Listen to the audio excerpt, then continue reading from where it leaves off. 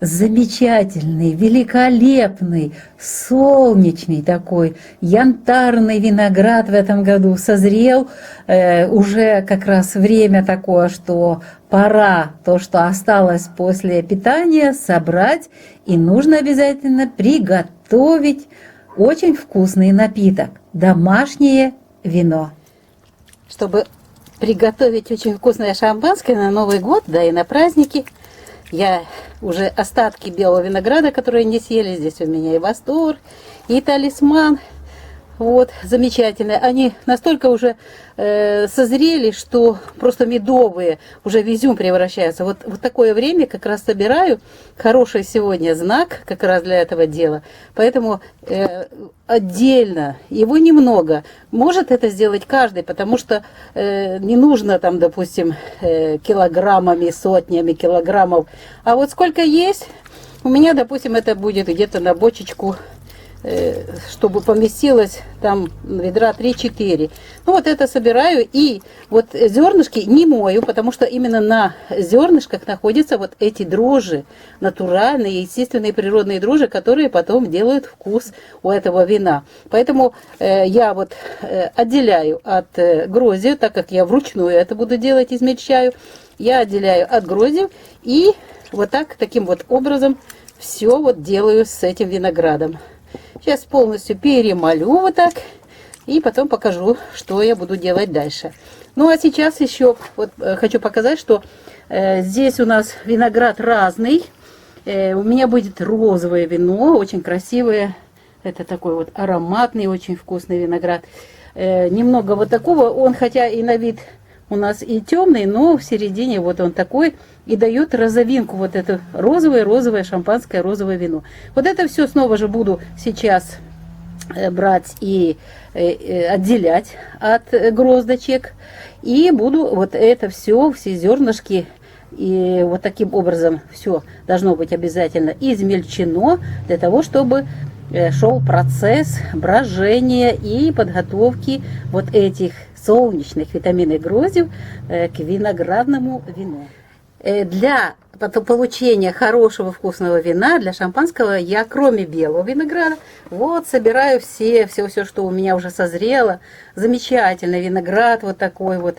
Это вот ароматный виноградик, очень вкусный. Вот благодаря вот этому винограду получается у меня вот такое нежно-розовое вино, а затем из него получается шампанское. Когда-то мне очень понравилось, наши родственники в Баку угощали именно таким красным шампанским, но это шампанское было именно вот такое нежно-розовое, очень красивое ароматное вино. Вот поэтому я сейчас собираю, сегодня благоприятный день, собираю весь виноград, потому что очень жарко, и вот он уже сохнет, он уже становится таким вот, как изюм. Ну и, естественно, осы его очень любят, поэтому будем сейчас как раз отбирать, забирать свой виноград, свой урожай, и вот таким образом измельчать все и отправлять в очень важное место, где у нас будет находиться как раз 3 дня, но сейчас чуть-чуть позже я вам все покажу. А вот здесь как раз в тепличке, как где тепло, как раз вот сюда идут все измельченные зернышки. Итак, партия за партией. Вот это буду потихонечку. У меня это небольшая бочечка на 50 литров. Посмотрим, сколько получится. Но вот здесь как раз будут находиться вот наши зернышки будущего вина. Они сейчас в тепле будут как раз, здесь будет проходить процесс отделения вот всей органики, всех питательных веществ от кожицы. Дрожжи будут вот это все перерабатывать, всю органику, на то, что мы будем потом пить, на очень вкусный напиток. 3 суток завершилось, и как раз вечерком, здесь прохладненько уже. Вот, смотрим, что у нас тут получилось в бочечке. Вот, какая красота. Уже я мешала. Вот уже все зернышки, абсолютно все уже сухенькое. Вот оно, переработано. Здесь было тепло, и поэтому за 3 суток мне очень хорошо сработало. Когда я оставляла на улице или в помещение заносила, там уже прохладное, то получалось, что дня нужно 5, а иногда даже больше, для того, чтобы вот этот процесс прошел. Ну вот у нас как раз вот сейчас буду проводить следующий этап приготовления вина. Собралась вот эта шапка, вот эти все у нас собрались сверху, они легенькие кусочки, шкурочки, остатки от красивых, витаминных, просто прозрачных ягод. И вот теперь, что мне нужно? Мне нужно отсюда достать, вот под шапкой находится у нас будущее вино, сок. И я вот сейчас буду аккуратненько, вот так, вот так, вот так, вот, надо дойти до сока. Сейчас я проверю, как это будет. Ведро у меня здесь уже подготовлено, ведро чистенькое. Во, пошло. Какое ароматное и вкусное. Вот такой сок, смотрите, как хорошо получается. Не надо цедить, очень хорошо. Конечно, мой папа делал толстую, брал шлангу, у меня нету толстой шланги. Я вот этой шлангочкой перетачиваю вот этот сок уже, видите, как шампанское сейчас, молодое уже вино. Ну, конечно, нельзя передать камерой, насколько аромат, у меня разные сорта винограда, вот такой он красивый, нежно-нежный розовый, как раз вот сок, цвет очень красивый. Ну, вот сейчас я должна набрать ведро. Вот, а затем покажу, расскажу, что нужно делать дальше. Хотя можно сейчас, чтобы не останавливать камеру, значит, на 10 литров вот этого сока, для того, чтобы дальше работало, все равно нужно будет перемешивать. И вот нужно обязательно, это папин рецепт, он на 10 литров всегда чистого сока ставил 200 грамм сахара. Вот это как раз я смерила. Вот сюда. Вот там есть шумовка. Дай мне, пожалуйста, с той стороны шумовочку. Сейчас сразу же будем мешать. Пусть сахар уже вот чуть-чуть вытру. Тут чуть-чуть было. Вот. И он должен... Ой, какая красота. Во-первых, тепло здесь. Я уже занесу в теплое помещение, потому что ночи уже очень холодные. У нас этой ночью было плюс 13, но теплица закрывается, было нормально. До утра оно свое тепло сохранило. Вот. И вот так вот у меня, я думаю, что будет где-то литров 20 вот такого сока. Сначала ведра, ну а потом я покажу, что буду делать дальше. В данном случае наша задача набрать 10 литров и поместить 10 литров вот этого чистого сока, абсолютно чистый сок, никакой воды. Вот это перемещаю пока в ведра. Через несколько мгновений, когда наберу, мы продолжим наше видео. Замечательно. Ой, аромат какой.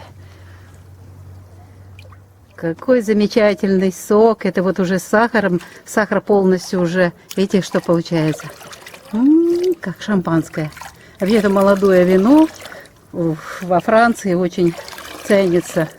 Ну, вот такое вино очень вкусное, но оно еще молодое. Мы пока его сейчас отправляем вот сюда в бутыль. Вот так вот. Сюда все заливаю. Ну, чтобы не занимать ваше время, сейчас сделаем пока. Вот. Уже банка наполнена, не полная банка. Это у меня ведерная как раз бутыль. То есть на 10 литров. Заливаю где-то литров 8. Для того, чтобы он будет еще бурлить. Мы сейчас занесем в теплое место. Ну, вот я использую вот сейчас вот такую крышку. Здесь небольшое количество дырочек. Потом в другой посуде через несколько дней уже все вместе соединится, будет гидрозатвор. Но на сегодня вот это будет вот так. Пока вот сутки у меня постоит это вино. Сейчас занесем его в теплое место. Вот. Далее идет созревание вина. Вот для так называемых выжимков я купила новый мешок, вот такой вот. Они сейчас продаются по 5 гривен, это вообще копейки. И вот этот мешок будет мне служить еще своеобразным выжималкой сока, то, что осталось вот в этих выжимках. Если бы было много, у нас есть специальный такой большущий, металлический, тяжелый. круг, вот куда вот это все закладывается и выжимается. Сейчас вот нет смысла, потому что совсем чуть-чуть вот этого где-то ведро у меня вот этих выжимок. Ну, когда закончу это все, посмотрим, что у нас получится дальше. Вот мы в мешок, вот этот новый мешок, поместили все, что у нас осталось, и завязываем на узел. У нас здесь, ох, какое место хорошее. Вот. И оставляем. Ну, я думаю, что миска все-таки не пойдет. Мы поэтому сейчас сделаем так. Забирай миску. И с этим, давай. О, вот так. Забирай. И вот это тоже забирай. Вот. И оставляем здесь же на ночь. Пусть она стекает весь сок. То, что осталось, видите, совсем ничего. Была бочечка там у нас 5-литровая, 5-ведровая. На 50 литров, и где-то больше половины было у нас винограда. Вот что осталось у нас. И до утра тут вообще чуть-чуть останется. Снова же оставляем в теплице, закрываем сейчас дверь. До утра это все стечет. Очень хорошая вот это как раз мешковина, новый мешочек замечательный. И утром покажем, что у нас дальше происходит и что мы будем делать дальше. Итак, после ночи, что у нас тут? У вас совсем чуть-чуть осталось здесь. Ничего себе. Совсем капелька. А тут, ух, как красиво. Тут еще есть 2 литра сока натекло. Ну что ж, утро у нас удачное. Утро собрали за ночь вот такое количество сока в тепличке. Рядышком тут огурчики наблюдают за этим всем. Ну, а сейчас осталось посмотреть, что у нас творится уже в помещении, где ночевало молодое вино уже в бутылях. Ну что ж, первая часть приготовления домашнего вина подошла к завершению, которое плавно перетекает во вторую часть. И так как у нас в теплице как раз виноград находился 3 дня, и там было очень тепло, сейчас прохладно, и в помещении здесь прохладно. Этот процесс будет идти медленно. Ну вот я думаю, что посмотрим, может быть, даже в конце сегодняшнего дня. Видите, пока особого движения нет, в прохладном месте такого бурного брожения нету. Остается как раз эти банки отправить сюда. Будет организован водяной затвор. И вино будет где-то 30-35 дней, ну максимум 40 дней будет вот здесь находиться, будет созревать. Ну а дальнейший процесс, потому что из этого вина часть будет отправлена на шампанское. Как это мы будем делать, я вам расскажу уже тогда, через 40 дней, когда уже буду снимать как раз вино вот с этих бутылок, банок. В стеклянных как раз банках очень хорошо получается вино. Ну что ж, совместными усилиями Раиса Горяченко, Александр Волик, Валентина и Тамара вот сейчас мы вот сделали, подготовили для вас вот это видео.